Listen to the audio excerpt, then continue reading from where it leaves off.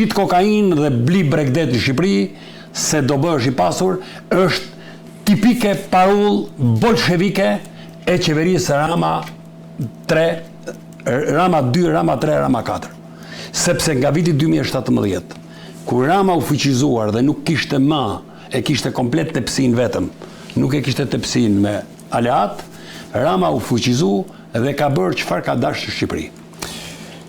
Një reagim erdhi ditën e dieshme nga shefi i SPAK-ut, Klodian Brao. Unë do ta lexoj dhe të nënvizojmë disa fjali këtu së bashku për të kuptuar se çfarë po thot kreu i SPAK-ut, çfarë ka analizuar prokuroria e posaçme SPAK gjatë hetimeve, sepse më mirë se kushdo tjetër janë ata aty të cilët e kuptojnë, kanë edhe ekspertët, i kanë të gjithë për kuptuar dëmin financiar që mund të kenë sjell gjithë këtë histori. SPAK vjon goditjen e rrjeteve të krimit organizuar të përfshirë në aktivitetin e trafikimit të drogës nga Amerika Latine për në Evropë dhe në Mbretërinë e Bashkuar, të veprimtarisë së pastrimit parave dhe të pasurive me origjinë kriminale. Pasuritë me origjinë kriminale dëmtojnë ekonominë e ligjshme, konkurrencën e lirë, veprimtarinë ekonomike të bizneseve që punojnë në mënyrë të ligjshme dhe të ndershme. Ato rrisin forcën ekonomike të krimit organizuar, përdoren për të financuar veprimtarinë kriminale dhe nuk sjellin asnjë të mirë publike. Për këtë arsye, pasuritë me origjinë kriminale duhet të sekuestrohen, të konfiskohen, të kalojnë në favor të shtetit dhe të përdoren për qëllime të ligjshme. SPAK garanton se veprimet e tij synojnë vetëm pasuritë me origjinë kriminale dhe pasuritë që lidhen me veprimtarinë kriminale. Në asnjë rast nuk do të synohen të drejtat e pronësisë dhe të drejtat e tjera reale të personave fizik dhe personave juridik që investojnë në veprimtari ekonomike apo në sipërmarrje private, mjete monetare dhe pasuri të fituara në mënyrë të ligjshme. Pra, dëmtohet ekonomia e ligjshme, konkurrenca e lirë, veprimtaritë ekonomike të bizneseve që punojnë në mënyrë të ligjshme dhe të ndershme. Tani, Karanja, si e kuptojmë ne këtë këtu? Ne bashk kemi analizuar edhe këtë histori kur unë kam pyetur juve për grupet kriminale dhe ju kam thënë për pastrimin e parave dhe ju keni pasur këtë argument, këtë që dha Klodian Brao. Konkurenca e lirë është kryesore, se dhe ato treja janë derivatet, por kjo është e vërtet. Konkurenca e lirë kuptojmë njerëzit e ndershëm, që i hynë biznesit si që është për, pra, ndërtojnë duke marrë kredi, punojnë me parate investitorët, dhe kush janë investitorët e vejle, ata që blenë shtëpi, ata synojnë të marrë një çmim të ulët, pra kanë çmim të ulët dhe edhe kosto e shtëpisë është më e lirë, sepse edhe paratë që merr nga investitorët tregojnë realitetin. Kurse duke rrit vlera e shtëpisë, ata nuk kanë interes të ja shesin shtëpitë shqiptarëve, ata kanë interes dhe këta ndryshon edhe ligjet tash, sepse është e qëllimshme kjo. Ndryshimi i ligjeve që të blenë edhe të huajt shtëpi, pasuri të paluajtshme ligjet ajo. Pra, po keni gjuhë që po ndryshon. Po, është përfolur kjo, për tokat bujësore është kryesisht. Po prona bujësore është pasuri e paluajtshme. Pra do kaloj dhe tek, sepse apartamentet e reja janë pasuri të paluajtshme dhe duke qenë se shqiptarë nuk kanë mundësi të blejnë, ata do rrinë me qera, pronarë do jenë të huaj dhe shqiptarë do ja marrin me qera të huajve. Sepse, pra, shikon që lidhje, rritje e çmimit. Se këtu rritet çmimi sepse cënohet konkurrencë e lirë, cënohet ekonomia e ndershme, sepse një ndërtues që është i ndershëm, ai ka. Kush i përcaktoi çmimet e tregut? Ta nisim që tek apartamentet. Sot një çift i ri Karanja nuk arrin të blejë dot një apartament. Dhe për këtë bjem dakord. Dhe nëse ta marrë kredin do duhet punojnë të dy, burrë e grua, gjithë jetën. Mundësisht fusin edhe fëmijën kur të bëjë 18 ta fusin punën dhe t'ia marrin edhe atij një pjesë të asaj që paguajnë kredin e shtëpisë. Kush i përcaktoi këto çmime? Këto grupe kriminale që i goditi SPAK-u? A ishin këto në mënyrë direkte se tani këtu konkurrenca e lirë, kemi një ligj për konkurrencën. Po? Autoriteti i konkurrencës lirë është një autoritet shtetëror, duhet ndërhy për çmimet abuzive, sepse rritja e çmimit sepse çfarë nove. Unë i kom gjithë lekët në xhep për me bo pallati, i kom lekët me thesa në shtëpi, e mbaroj pallatin, e mbaroj nga fillimi në fund, pas i shitit e kom çelësi në dorë. Ndash merre me 2500 euro, ndash shik. Sepse ti ke para duke ti ke përveç pallatit që ke bo, ke edhe pasuri pafundit ti sa të morësh atë çmim. Dhe kjo të bën skllav në fojza. Kurse kur ti ke bër pallatin në formë të ligjshme, sepse ti ke interese të thithësh klientin. Për shembull, Andi do marrë një shtëpi, Andi merr se është me 1500, do ta jap me 1300, pra bo pazar, se duhet legu. Këtyre nuk i duhet legu, se e kanë legun me thesa. Ka dhe një problem prokuror që për mendimin tim kjo me të drejtë ka kreu i Spakut, po kjo do të haj kohë, do të haj shumë kohë. Marrim një rast hipotetik, që disa pronarë të ligjshëm të tokës në mes Tiranës, që mund të kenë 2.000-3.000 metra katror, dikush tjetër që ka 5.000 apo 6.000 metra katror, janë bërë bashkë dhe ja kanë dhënë për të zhvilluar pronën në Tiranë një kompanie serioze. Kjo kompania serioze, që tashmë ka filluar të bëhet akoma më serioze në raport me bashkëpunimin me paratë e pista të grupeve kriminale, sot bjen në qarkun e Spakut. Edhe Spaku vendos sekuestër për gjithë aktivitetin.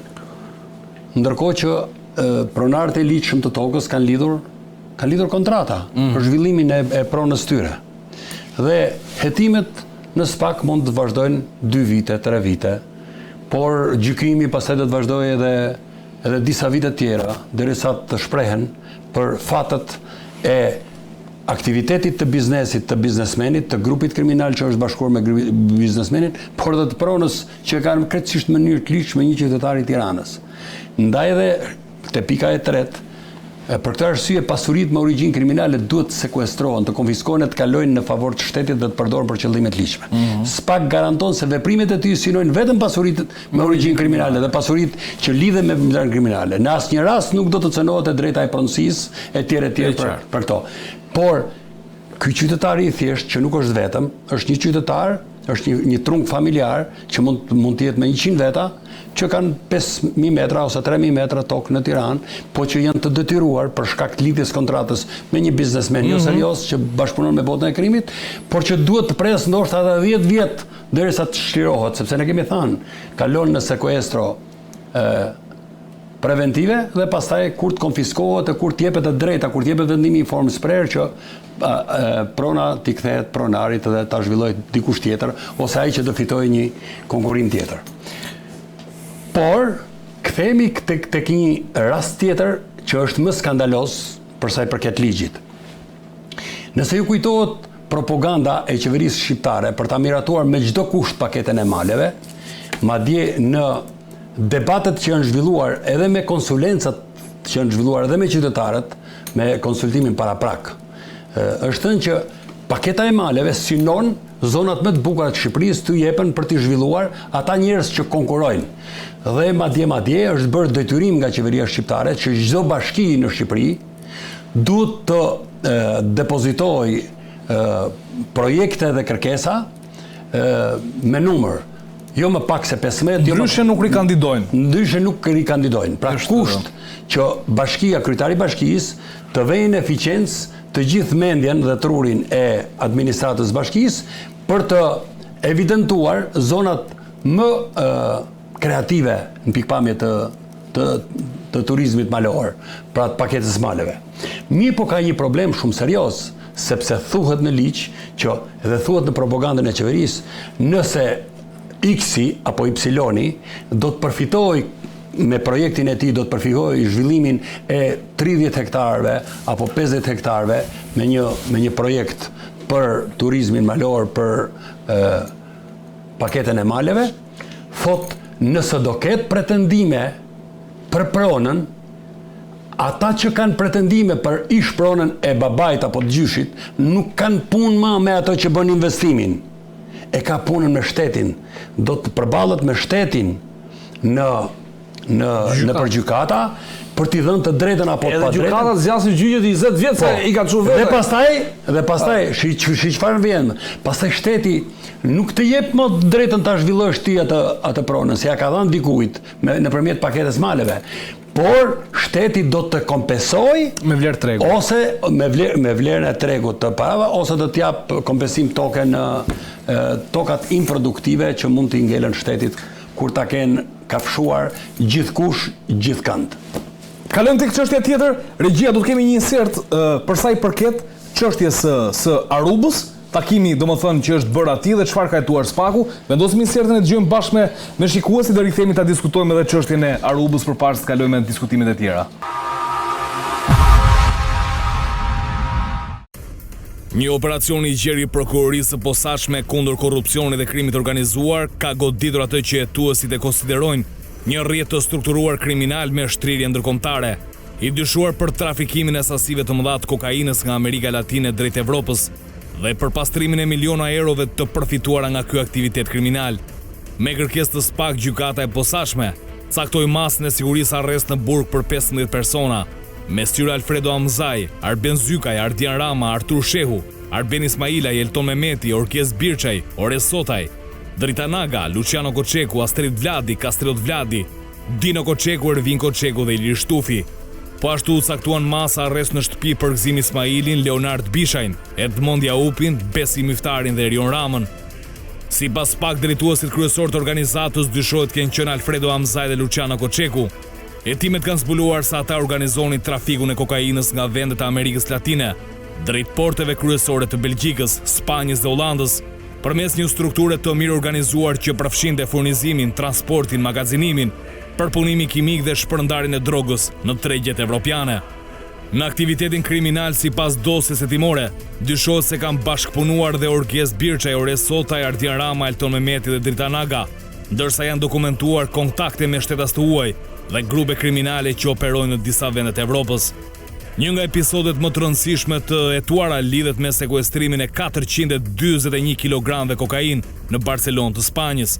Sipas SPAK, kjo ngarkesë dyshohet se ishte pjesë e aktivitetit të rrjetit kriminal në hetim. Gjurmët e organizatës janë evidentuar dhe në sekuestrime të tjera të kokainës në Holandë, Itali dhe Mbretërinë të Bashkuar. Një rol kyç në zbardhjen e skemës ka luajtur analizimi i komunikimeve të siguruara nga platforma e koduar SkyCC, përmes mesazheve të dekriptuara përgjimeve telefonike dhe dokumentacionit administruar gjatë hetimit. Autoritetet kanë dokumentuar koordinimin e vazhdueshëm të anëtarëve të grupit për menaxhimin e laboratorëve në Amerikën Latine, organizimin e transporteve dhe shpërndarjen e kokainës në Evropë. Paralelisht me hetimet për trafikun e drogës, SPAK ka ngritur dyshimet forta edhe për pastrim të parave.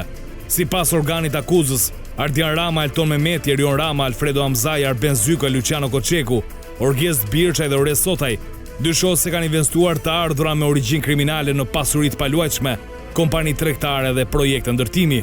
Ndërkohë hetuesit dyshojnë se Artur Shehu, Arben Ismailaj, Besim Iftari dhe Edmond Jaupi kanë kryer veprime që synojnë fshirjen e origjinës pasurive dhe integrimin e parave të pista në ekonomi informale.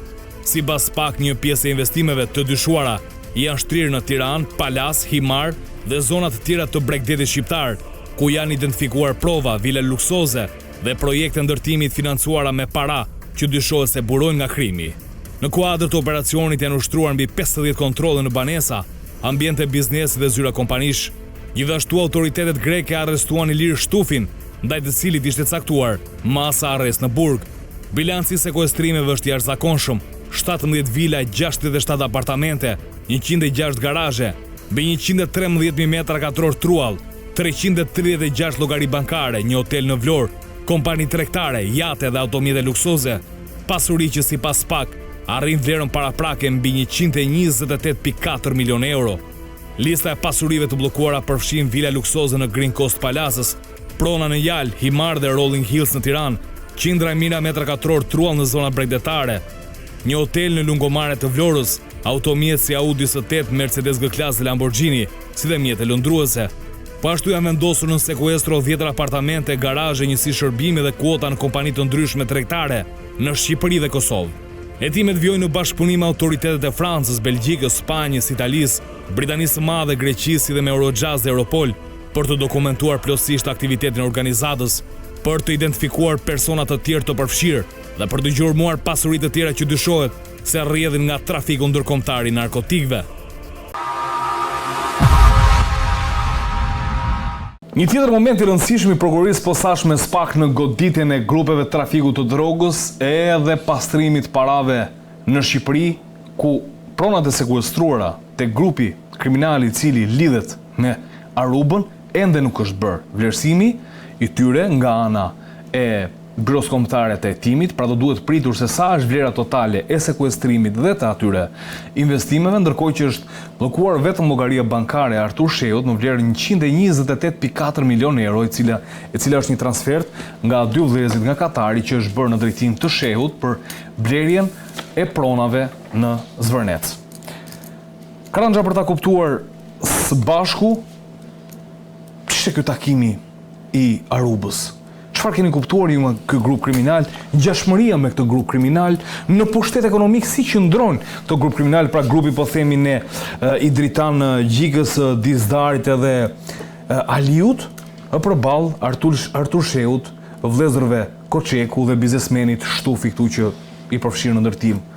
Tani, unë do ta shoh nga pikpamja e provueshmërisë. Po. E para ne duhet dim kush organi ndjekjes penale ka përgjuar këtë. Se flitet që diskutohet media që flitet për një takim dhe është përgjuar. Kush e ka përgjuar? Pse është përgjuar dhe pse ka dalë, domethënë ka dalë mbrapa, se është një takim i vjetër ka dalë. Sepse pse po them, nuk është se po them pse është me foto ajo dhe kam përshtypjen. Ideja pse po them. Unë jam për atë, u bë një veprimtari e paligjshme, ti i bën foto s'ka asnjë të keqe. Shërbimi huaj apo jo. Po tani puna është që pse dalin tani dhe mu më intereson më shumë mënyra e marrjes provës, sepse provat e shërbimeve dhe provat siç kemi ne provat e marra nga shërbimi informativ shtetëror, kur ne s'njohim provat e shërbimit informativ shtetëror, si mund të njohim provat e shërbimeve tuaja? Flas gjithmonë te provueshmëria. Do të jemi të saktë me publikun. Pra se s'mund të dënohet, të deklarohet fajtor dhe dënohet me foto ose me përgjimet marrë nga shërbimet sekrete. Duhet përgjimet do të jetë sipas kodit procedurës penale. Siç diskutuam dhe herës që kaloi që ka qenë një çështje penale në prokurorinë e Tiranës, janë përgjimet aty, spaku mund t'i marrë që të zbardhin ngjarjen e pronave të Bregdetit. Pra kjo dihet kush është përgjuar me vendim gjykate dhe këtu duhet të shikohet. Tani, takimi i Arubës që është diskutuar gjërë nëpër media, është një plan, flitet për plane investimi, për si thosh një takim kokash, në thojza, se si do procedohet lidhje me investimet, si do procedohet me Bregdetin, me marrje pronash e tjerë. Por, nga Sky ECC-ja ne referojmë bisedat, domethënë ata kur janë personat në takim, flasin tavolinë, domethënë nuk është se ka nevojë të flasin me Sky me njëri tjetrin, kupton? Unë do nxjerr foton për pak, do nxjerr foton e takimit, ndërkohë që po. Tani unë te takimi i Arubës e thash dhe pak më parë, mua më intereson kush ka qenë politikani dhe pse ka qenë aty, pse ka shkuar deri në Aruba. Pra Aruba është larg, është shumë larg. Pra, domethënë si shkon ti atje dhe për çka ke shkuar? Dhe e dyta, kanë lidhje takimet e politikanit me investimet dhe me këto tokat e Bregdetit që janë sot të diskutueshme. Biznesmenët dhe privati kemi diskutuar, privati atë punë ka lek ligjshme, pa ligjshme do i vjen. Ti si shtet ku je? Ti si shtet ku je? Si shkon ti aty dhe i thu, hidhi lekë ato hidhi se ti mirë që po e shkel ligjin. Po ti nuk po e shkel në favor të vendit. Ti po e shkel ligjin për veten tate. Pra ty të intereson vetja jote, të marrësh dot pjesën tate, të grabitet prona shtetërore, pra ti, domethënë nuk po shko për popullin shqiptar, pra ti mirë që po bën një veprimtari të paligjshme lidhje me trafikun e drogës, po ti po vjedh edhe pronat. Prandaj është shumë e rëndësishme dhe lidhja e politikanit me pronat. Ka lidhje me pronat, me hipotekën, ka lidhje me këto shkarkimet që janë bërë, me shkarkimet nga zyrat e kadastrës, sepse ka shumë problematika në lidhje me zyrat e kadastrës. Gjithë pronarët e ligjshëm nuk marrin asnjëherë pronën dhe çuditërisht ata që aplikojnë sot për nesër, kemi pas raste shumë që kanë qenë çështjen e tim nga spaku, marrin praktikat me orë ata marrin certifikatën në dorë. Po kush je ti më pa që merr certifikatën me orë? Pra, politikanët pse po flas? Politikani aty ka garantuar, ka qenë garanti për pronat, që pronat janë në emër të prestanove, ndërkohë që duhet të ishin favor shtetit. Se mirë të patën e bën një marrëveshje, kur e bën një marrëveshje, po e marr trashati. Vin këto para nga droga, do investohen në Shqipëri. Çfarë merr shteti shqiptar, çfarë fitojmë ne? Asgjë. Sepse toka është vjedhur e ka privati. Pra këtu ne populli shqiptar s'merr asgjë. Plus që janë nga taksat fiskale, ata janë të lirë. Tani këto fotot kanë dalë ekskluzive nga kolegu Arsen Rusta tek faqja e tij webline.com. Këto janë takime, fakti që thot ilustracion, do thot që është spanjisht ilustracion, mund të jetë nga autoritetet spanjolle. Këto janë takimet Bashkim Osmani, Hunto Artur Sheu i Adrian Rama. Thot bashkë me Artur Sheun dhe Adrian Ramën, më poshtë nuk e lexoj dot se Arseni pas ka mbytur me logo këtë foto. Nga autoritetet e Spanjës janë paraqitur të dhëna në lidhje me personat në tim Artur Sheu, Adrian Rama, Erion Rama, Elton Mehmeti për shkallën e pjesëmarrjes së tyre në takimet e ndryshme të konstatuara gjatë hetimit me theks të veçantë tek takimet e zhvilluara në Aruba, kam përshtypjen.